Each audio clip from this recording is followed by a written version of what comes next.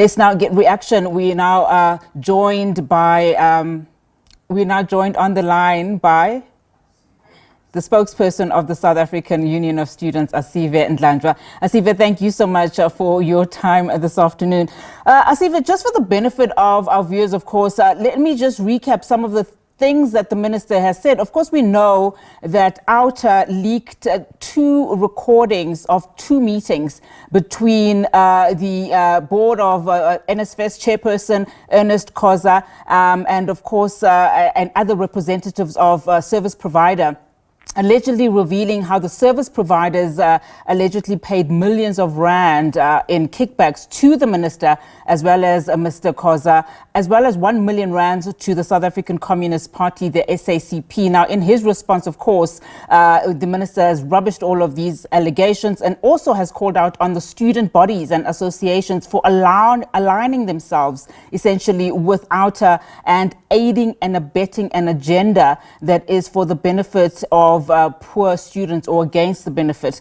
How do you make, just your initial thoughts on some of the things that the minister has said? Thank you very much, and thank you very much for having us. We didn't get much of the briefing, but I think we get the sentiments also from the statement of the minister.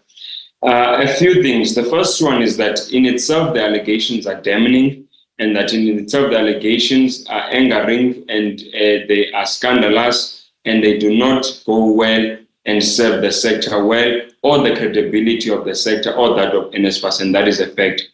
Is it possible that there could have been motives over and above seeking to expose corruption from the level of OUTA, them being somewhat of a right-winged organization? Yes, there could be, there might not be. You understand, much like to the allegations, which we have said even in our statement, that the veracity of what is contained in the report is the competency of our courts to be able to determine, and hence we're calling on authorities to begin to investigate that expeditiously. However, our view is that even outside these allegations, the reality is that the state of the sector and the state of NSFAS is deplorable.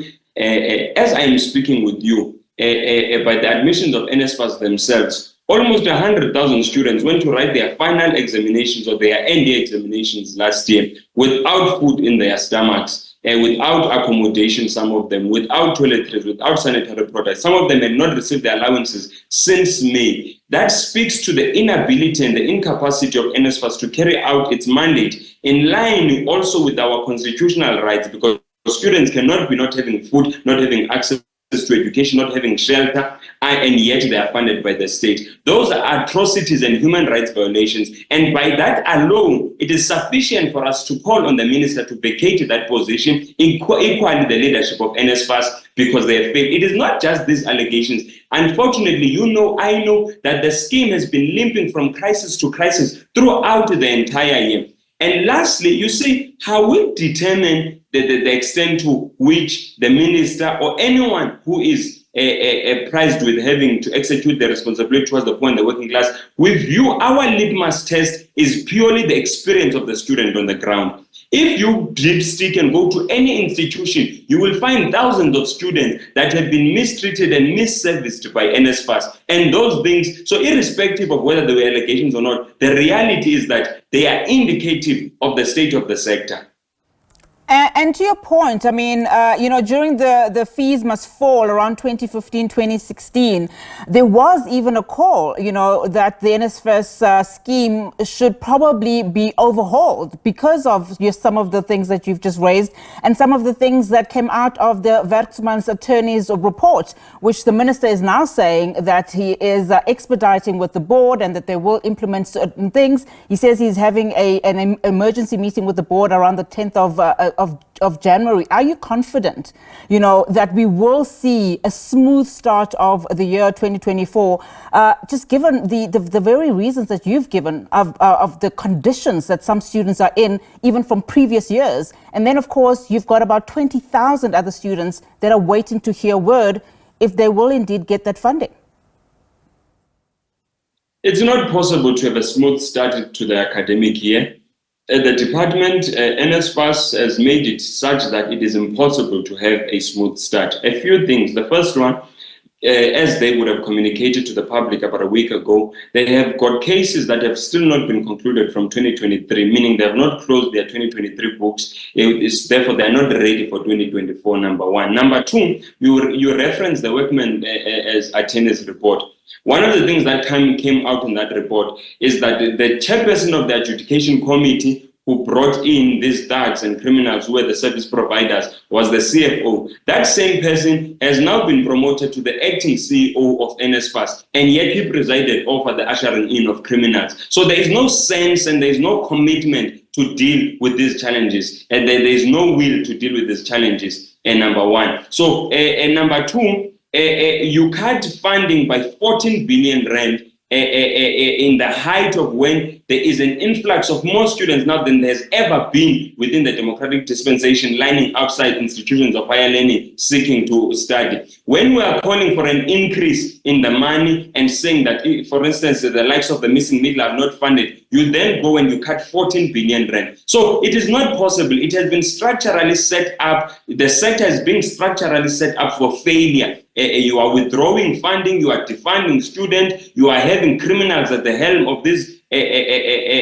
agencies. So it's not possible to have a smooth start. We said, and the board admitted that the criminals that were appointed, they were appointed illegally, and that they are going to get rid of them. As I am speaking with you, those criminals are still dispersing funds. So there's no commitment. It is lip service and tokenism which we are seeing. There is no deliberate, willful commitment to deal with these issues within the sector.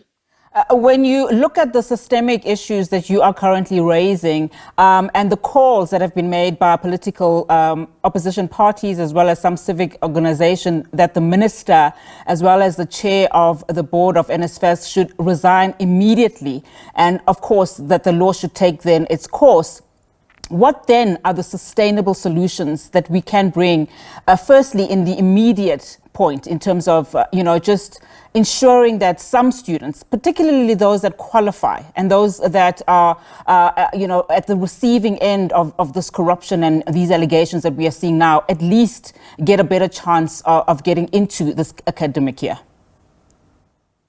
A few things would need to be done amongst many other things. The first one would be obviously to reinforce the political leadership of the sector by firing the minister and having someone who's able to lead that, who's active, who's able to lead the sector much more decisively. And I will tell you why that needs to happen. Number two, the board has blundered time and time after again. This is why we find themselves. It must be dissolved, and an interim board must be brought in to lead the transition from the criminal syndicate to a credible leadership of the scheme. Three, which is also very critical, and this might be a little bit operational and less institutional. What we are currently having is that universities are going to begin their registrations on the 20th, some of them from the 20th of January and moving on. And yet NSFAS would not have responded to the students of the poor and the working class by then. We said this last year, the minister did not do it, that these are all public institutions, that they are incoherent and incongruent, that they need to be aligned. So, because what is going to happen is this now, which is also going to lead to a crisis in the sector. Those that can afford to pay, as soon as the results come out on the 19th, the universities will automatically generate acceptance letters to them. But because the space, for instance, as it happened last year, you had about 700,000 students that were qualifying to go into these institutions, but universities only had space for 200,000. So there's going to be an influx. Those that are able to pay will come, secure their spaces and pay. And those that are waiting on NSFAS will be sitting, waiting for NSFAS to respond. And by the time NSFAS responds, as it has been happening, by the time they knock onto the universities, students who have qualified and have been accepted, their spaces would have been taken. So it is very critical. We're calling on the minister, we'll carry on calling on the minister that he needs to rein in the sector, for one is still there before he's fired, because what is going to happen is that systematically you are excluding the poor and the working class, and it is only those that can afford to be able to get into institutions of higher. So these are but 3 recommendations that in the immediate could ensure serious alleviation of pressure and be able to assist the poor and the working class, so much so, because it's pointless to deal with systematic issues, but on the other hand, universities, public institutions, by the way, are forging ahead with registration whilst the poor and the working class are waiting for NSFAS to respond. Those things, it's futile. In fact, we suspect it is deliberate, so that there is a systematic exclusion. And sorry? Yeah, point taken. Thank you so much. Loud and clear. Thank you so much, Asive Dlanjwa. Of course, reacting there following the Minister of Higher Education, Blade Nzimande's statements. That was Asive Dlanjwa. He was a spokesperson, of course, of the South African Union of Students.